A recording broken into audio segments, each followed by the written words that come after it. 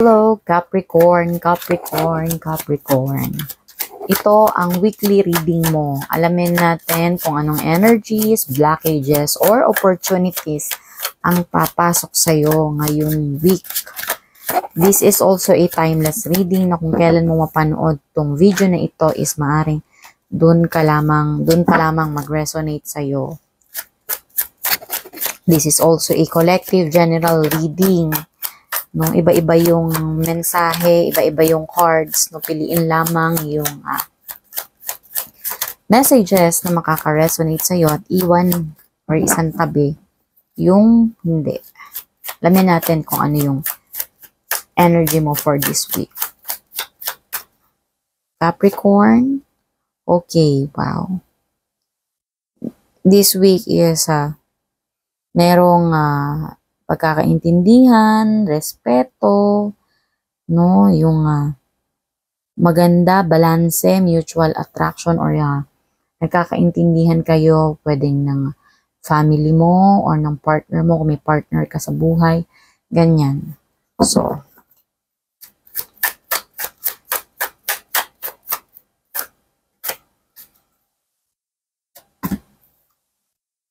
wow. Dahil doon sa pagmamahal na yon, Capricorn, is meron kang maa-achieve, meron kang attainment, no, sa buhay mo. No? Pwede nga, pinroseso mo to, matagal mong pinag-pray, matagal mong inasam-asam na darating sa'yo. And eto na, parang completion yan ng cycle mo, ng mga pinagdaanan mo sa nakaraan, no? And eto na, ngayong week is posibleng ma-achieve mo yan.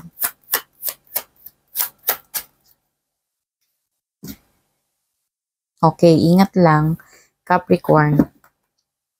Dahil baka nakikita ng mga tao sa paligid mo na may maayos kang relasyon.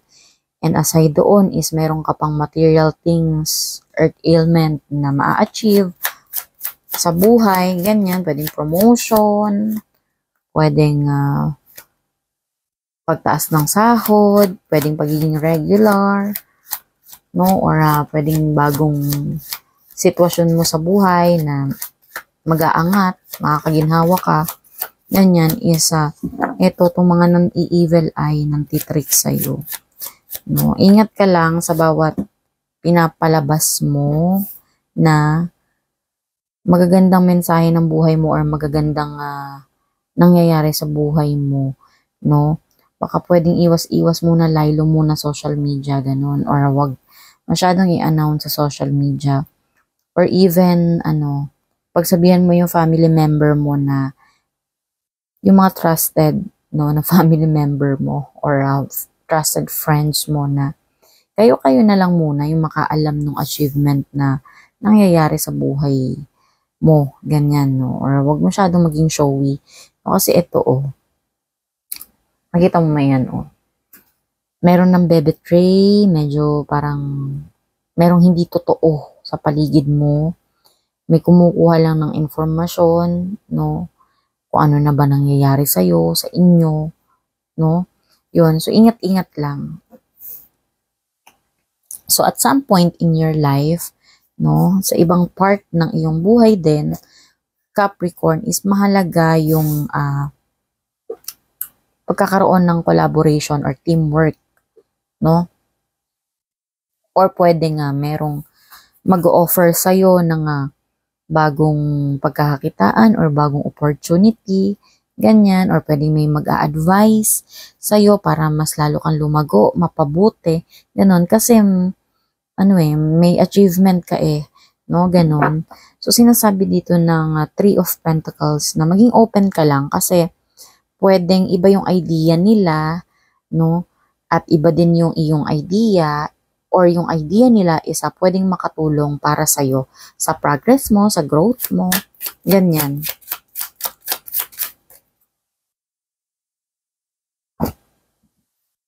Okay, no? Kailangan mo ng pagkilos, no? Maybe dahil dahil sa paglago dito sa attainment mo na ito, kung paano mo ito mapapalago, mapapalawak, magiging epektibo or mapapatagal, ganon, mape-preserve yung ganitong balanse, no? Isa, nasa iyo naman ng lahat, Capricorn, no? May talino ka, may willpower ka, meron kang emotionally balanced ka, ganon, no? Meron kang pananalig sa itaas, no? And maging aware ka lang din sa mga bagay-bagay sa paligid mo, no?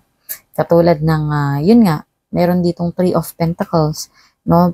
Dahil yung ang dami-dami nang nangyayari or ganap na magaganda dito sa buhay mo, Capricorn, no? So ngayon, baka kasi maging powerful na yung tingin mo sa sarili mo, no? Yung tipong parang ikaw lagi yung tama, yung pwedeng ganun yung pwedeng ikaw lagi yung dapat masunod. So, yun nga ang sinasabi ng Three of Pentacles isa. Makinig ka din sa sinasabi ng iba kasi meron yung mga suggestions na pwedeng makatulong para sa'yo sa paglago mo, sa pag-unlad mo, or patuloy na pag-unlad mo, no? Ganon. And, awareness lang para sa yung sarili na additional awareness, the magician, no?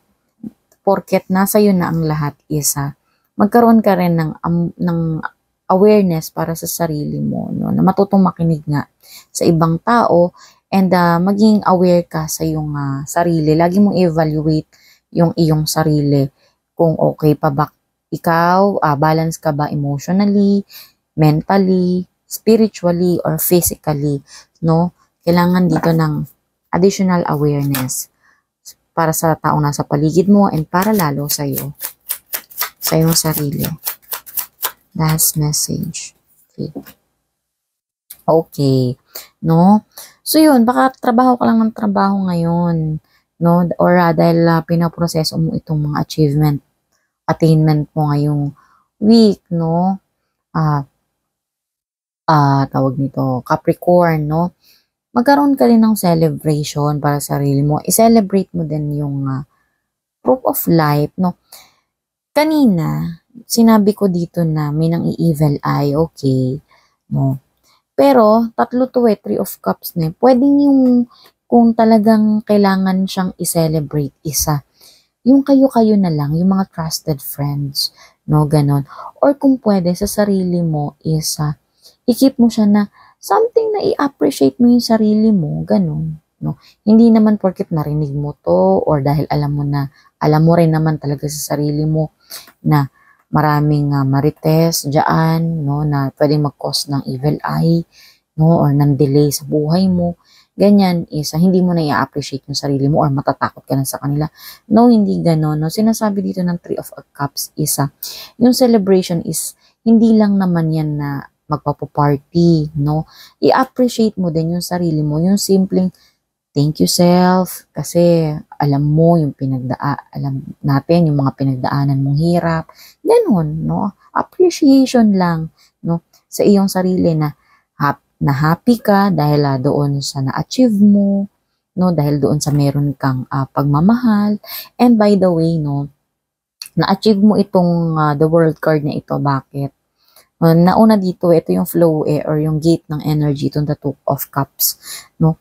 Kasi Capricorn is merong unity, merong kang respeto doon siguro sa minamahal mo sa buhay, family or pwedeng loved ones mo, ganon, no? And sumunod na lang tong attainment mo, kumbaga naging inspirasyon mo sila sa buhay, no? Kung bakit na-attain mo itong itong bagay na ito sa'yo, Capricorn, no? So yun yung reading mo for this week, no? And by the way, reminder lang, this is ang energy ay fluid, no? Pwedeng mabago, depende yan sa iyong intention or depende yan sa iyong energy, sa iyong vibration, no? Kaya nga, napaka-importante na maging positibo, na maging masaya, and maging aligned lang, no? Ito ay isang gabay lamang. Ikaw pa rin ang may hawak ng iyong kapalaran. So, stay tuned, stay aligned. Thank you. Ingat lagi. Bye.